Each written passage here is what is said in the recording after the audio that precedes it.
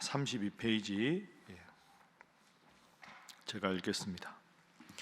예수님께서 성전에서 백성을 가르치시며 복음을 전하실 때 대제사장들과 서기관들과 장로들이 나와 예수님의 권위에 대해 논쟁합니다. 이후 예수님께서는 부활은 없다고 주장하는 사두개인들과 부활에 대해 논쟁하십니다. 모든 대답을 마치신 예수님께서는 그들에게 다윗이 그리스도를 주라 칭하였는데 어찌 그리스도가 그의 자손이 되는지 설명해 볼 것을 요구하십니다. 마지막으로 예수님께서는 서기관들을 삼가라고 당부하십니다. 이 누가복음 20장에도 예수님이 계속되는 교훈이 나옵니다. 자, 먼저 1절에 보시면 예수님께서 성전에서 백성들을 가르칠 때 그 종교 지도자들이 나와서 예수님께 시비를 겁니다. 자, 2절 말씀 우리 함께 읽어봅니다. 시작. 이런 일을 하는지 이 권위를 주니가 누구인지 우리에게 말하라. 아멘. 예수님께서 말씀을 가르치시니까 당신은 딱 보니까 서기관도 아니고 제사장도 아니고 바리새인도 아닌데 왜 당신이 말씀을 전하느냐 하고 시비를 겁니다. 자, 이럴 때 뭐라고 말을 해야 될까? 만약에 예수님이 나는 하늘에서 보낸 하나님의 아들이다 이러면 하나님의 이름을 모독했다, 신성 모독이다 이렇게 말을 했을 것이고, 나는 나의 권위로 말한다 이러면 너는 제사장도 아니고 서기관도 아니고 바리새인도 아닌데 왜 누가 이런 권리를 주었느냐, 이렇게 대답하기도 어렵고 저렇게 대답하기도 어렵습니다. 예수님께서 그 의도를 다 아시고 3절에 이렇게 물으십니다. 그러면 내가 대답하기 전에 한 가지를 물을 테니까 너희도 대답하라. 4절, 세례 요한이 세례를 주는데 요한의 세례가 하늘로부터 온 것이냐 사람으로부터 온 것이냐, 이에 대해서 대답하면 나도 대답을 하겠다. 만약에 세례 요한의 세례가 하늘로부터 왔다 이러면 그럼 너희 종교 지도자들은 왜 세례 요한을 인정하지 않느냐, 하늘로부터 온 자를 믿어야 하지 않느냐 이렇게 말할 것이고, 사람으로부터 왔다 이러면 지금 세례 요한을 선지자로 존경하고 따르는 수많은 백성들이 종교 지도자들이 잘못 대답을 했다고 그들에게 여러 가지 말을 하겠죠. 이렇게 대답할 수도 없고 저렇게 대답할 수 없습니다. 그러니까 예수님께서 우물쭈물하는 그들을 보시고 너희도 이 일에 대답하지 않으니 나도 내 일에 대답하지 않겠다 이렇게 말씀하시죠. 그 예수님의 지혜를 볼 수가 있습니다. 성경 곳곳에 이런 식으로 많이 말씀하시죠. 가늠하다가 현장에 붙잡힌 여인을 데리고 와서 어떻게 할까? 요한복음에 보면 묻습니다. 돌로 치라 이러면 입만 열면 사랑을 말하는 내가 어떻게 돌로 치라고 하느냐 이렇게 말할 것이고, 그냥 두라 이러면 하나님이 구약 성경을 통해서 가늠한 사람은 돌로 치라 그랬는데 너는 하늘로부터 왔다고 했는데 하나님 말씀을 거역하느냐, 뭐 그런 경우 이렇게 대답하기도 어렵고 저렇게 대답하기도 어려울 때 예수님은 그때마다 가장 정확한 대답을 지혜롭게 하십니다. 이게 하늘로부터 온 예수님의 권위지요. 그래서 첫 번째 기도 제목은 주님의 지혜를 본받게 하소서 하는 것입니다. 주님의 지혜를 본받게 하소서. 네, 이렇게 기도 제목을 쓰시면 여러분 중에 아유, 목사님 저희도 이렇게 주님처럼 지혜를 갖고 싶은데 안 되는 게 문제 아닙니까? 이렇게 아마 대답하실 수 있습니다. 이건 예수님이니까 가능한 경지고 우리는 살다 보면 이렇게 대답하기가 너무너무 어렵죠. 뭐 어떻게 해야 될까요? 방법은 하나밖에 없습니다. 이 하나가 되면 다 되는 것이고 이 하나가 안 되면 다 안 되는 겁니다. 그건 하나님과 여러분의 관계를 친밀하게 하는 겁니다. 그것 외에는 다른 방법은 없습니다. 여호와를 경외하는 것이 지식, 지혜의 근본이다. 잠언에 그렇게 말씀하셨습니다. 하나님으로부터 오는 지혜는 하나님과의 관계가 가까우면 나도 모르게 늘 말씀을 묵상하고 기도하다 보면 나도 모르게 하나님이 이런 지혜를 주십니다. 그런데 내가 지혜롭고 내가 하나님께서 함께 하신다고 그런 마음을 가졌어도 나도 모르게 하나님과의 관계가 점점 멀어지면 어느덧 과거 같으면 그냥 넘어갈 수 있는 문제를 당황해하고 나도 모르게 내 입에서 어리석은 말이 나오고 누군가를 정죄하는 말이 나오고 여러분 많이 경험하셨을 겁니다. 평상시에 운동을 전혀 안 하던 사람이 갑자기 등산 같은 거 하면 어지럽고 주저앉고 갔다 와서 몸살 납니다. 그런데 연세가 드신 분이라도 꾸준하게 운동하시는 분은 함께 등산을 해도 그 다음날 아무렇지도 않습니다. 갑자기 운동을 이분이 많이 해서가 아니죠. 평상시에 건강을 잘 유지하면 에너지를 많이 써도 능히 버틸 수 있는 것이고, 평상시에 몸을 운동하지 않으면 갑자기 몸을 쓰면 감기 몸살이 나게 돼 있는 게 세상의 이치입니다. 하나님과 늘 가까워야, 예수님 뭐라고 하셨습니까? 요한복음 10장 30절에 나와 아버지는 하나이니라 말씀하셨습니다.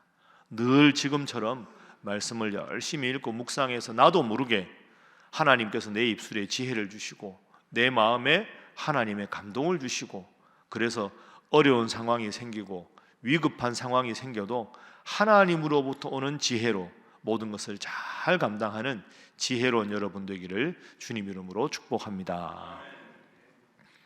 자, 이어서 9절 이하에는 포도원 농부의 비유가 나옵니다.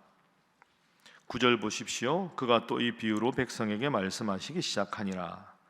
한 사람이 포도원을 만들어 농부들에게 새로 주고 타국에 가서 오래 있었습니다. 새를 주고 자 너희가 잘 관리하라. 타국에 갔다가 10절에 돌아옵니다. 그동안에 내가 포도원을 너희에게 주었으니 포도원 소출 얼마를 바쳐라. 당연한 요구 아닙니까? 그래서 주인이 종을 보냅니다. 농부들이 종을 몹시 때리고 거저 보냅니다. 또 다른 종을 보내서 소출을 바치게 하라 하니까 또 때리고 보냅니다.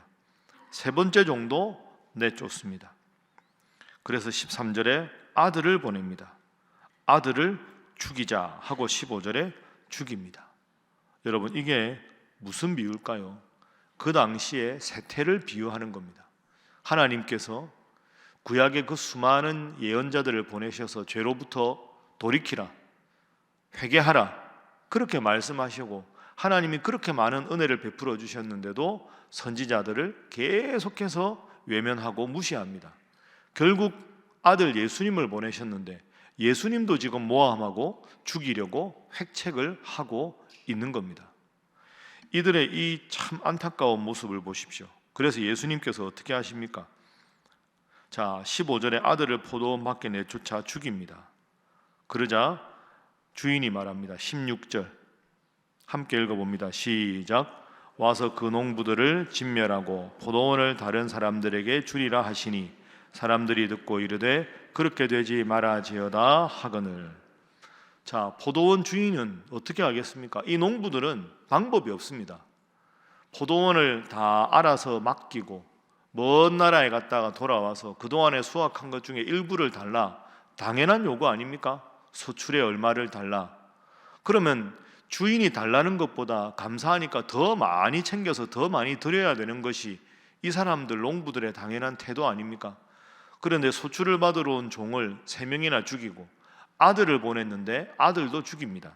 그러니까 이 주인이 농부들을 진멸하고 다른 사람에게 포도원을 넘기는 건 지극히 당연한 겁니다.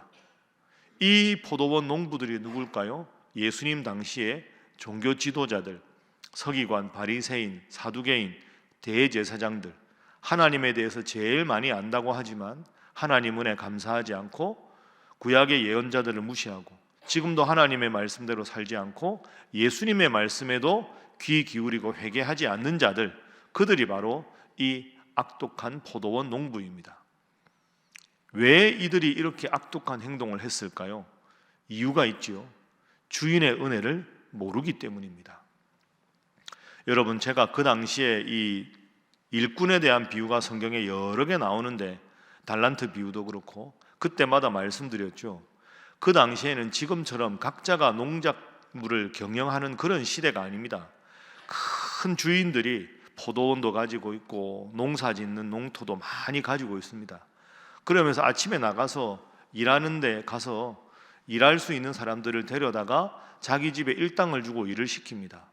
일을 해서 일을 하면 저녁에 일당을 받아가야 집에 가서 이제 그 돈 모아서 반찬도 사고 옷도 사고 그렇게 사는 시대입니다. 그러니까 이걸 오늘날 기준으로 볼 게 아니라 이 농부들은 농부로 써주지 않으면 굶을 수밖에 없는 사람입니다. 이 사람들 자원이 한정된 게 아니고 주인은 숫자가 적고 일하고 싶은 사람은 엄청나게 많거든요. 그 일하고 싶은 많은 사람 중에서 누구누구를 농부로 택했다는 것 자체가 은혜입니다. 이들은 은혜로 주인이 나를 농부로 써주셨다는 그 은혜를 잊어버렸기 때문에 문제인 겁니다. 이들이 왜 종들을 죽였을까요? 왜 아들을 죽였을까요? 근본적인 원인은 그저 나를 써주신 주인의 은혜를 잊어버렸기 때문입니다. 은혜가 없으니 불평이 생기고 은혜를 잊어버리니 여러 가지 다른 잘못된 선택을 하는 것이죠. 그래서 두 번째 기도 제목은 은혜와 감사의 생활을 하게 하소서 하는 것입니다. 은혜와 감사의 생활을 하게 하소서. 제가 주일날 설교할 때도 말씀드렸지만 예수님은 은혜와 진리가 충만한 분입니다. 은혜가 우리 기독교의 가장 중요한 신앙의 고백입니다. 다른 종교에는 은혜가 없다 이렇게 말씀드렸죠. 우리가 이 새벽에 나온 것도 하나님의 은혜고 내일 크리스마스를 맞이하는 것도 하나님 은혜고 올 한 해 일주일 딱 남았는데 지금까지 이렇게 잘 지내고 새벽에 나온 것도 하나님의 은혜인 줄로 믿습니다. 그 은혜를 잊어버리는 데서부터 모든 문제가 시작됩니다. 처음에 직분을 받았을 때 두렵고 떨리고 은혜로 받았는데 어느덧 이제는 그 직분이 섬김의 직분이 아니라 굴림의 직분이 되고 모든 일을 할 때 은혜와 감사를 잊어버린 결과로 나도 모르게 내가 하나님 앞에 불선한 사람으로 점점 악하게 잘못되게 변해가는 거죠. 그걸 어떻게 알 수 있느냐? 여러 가지 기준 중에 내가 늘 하나님 은혜 감사하고 하나님 앞에 기도와 예배 생활을 열심히 하는가, 그것이 가장 중요합니다. 바빠서 기도할 시간이 없습니다. 너무 바빠서 주일날 봉사할 시간이 없습니다. 그게 인생의 가장 위험한 적신호입니다. 바쁘기 때문에 기도해야 하고 바쁘기 때문에 새벽기도 나와야 되고 바쁘기 때문에 말씀을 읽어야 하는 줄로 믿습니다. 은혜와 감사 꼭 기억하십시오. 그걸 제일 잘하신 분이 우리 예수님 아닙니까? 예수님이 여러분 기도하실 필요가 없으신 분이죠. 하나님과 능력이 같으신 분인데 왜 예수님이 기도하십니까? 그런데 마가복음에 보십시오. 새벽 오히려 미명에 나가서 예수님께서 기도하셨다. 새벽 기도를 만드신 분은 예수님입니다.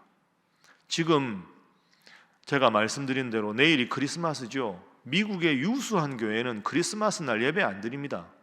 제가 미국 유학 가서 제일 충격받은 겁니다. 아니, 제가 있는 교회에서 크리스마스 예배를 안 드리는 겁니다. 한인교회에서. 그 제가 다 알아봤어요. 미국에 크리스마스를 예배 드리는 교회 별로 없습니다.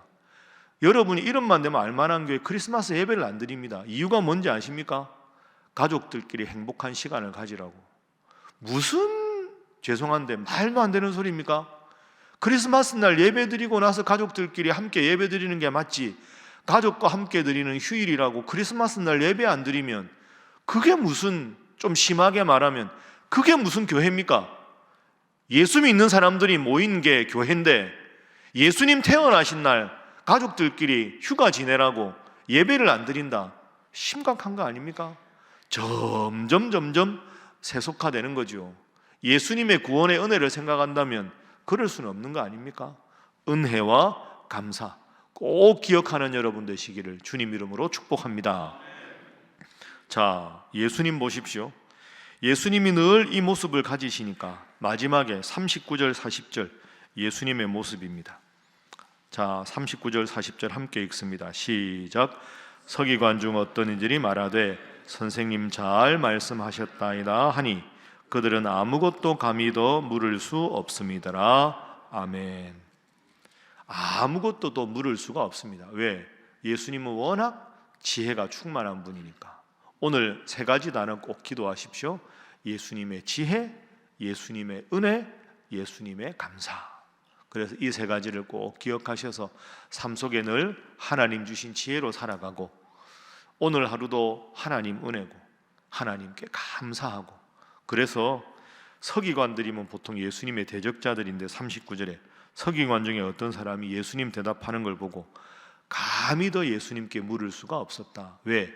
예수님이 무서워서가 아니라 주위 사람들이 딱 보니까, 야, 저분은 정말로 하나님의 지혜로 살아가는 분이구나, 하나님과 하나인 분이구나, 그걸 느끼니까 감히 사람들이 예수님께 더 물을 생각조차 하지 못한 겁니다. 세 번째 기도 제목입니다. 세 번째 기도 제목은 늘 주님과 동행하는 자가 되게 하소서 하는 것입니다.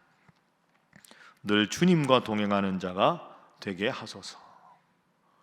그래서 서기관들처럼 여러분 주위에 많은 분들이 보고, 참 저분은 왜 저렇게 했을까가 아니라, 기도하고 결정하셨구나, 기도하는 분이 다르구나, 말씀 읽는 분이 정말로 지혜롭구나. 그래서 여러분의 살아가는 일상을 보고 주님께서 함께 하시는 분이 저런 모습이구나 생각하되, 지혜와 은혜와 감사, 이 생활이 늘 여러분의 삶의 고백이 되기를 주님 이름으로 축복합니다.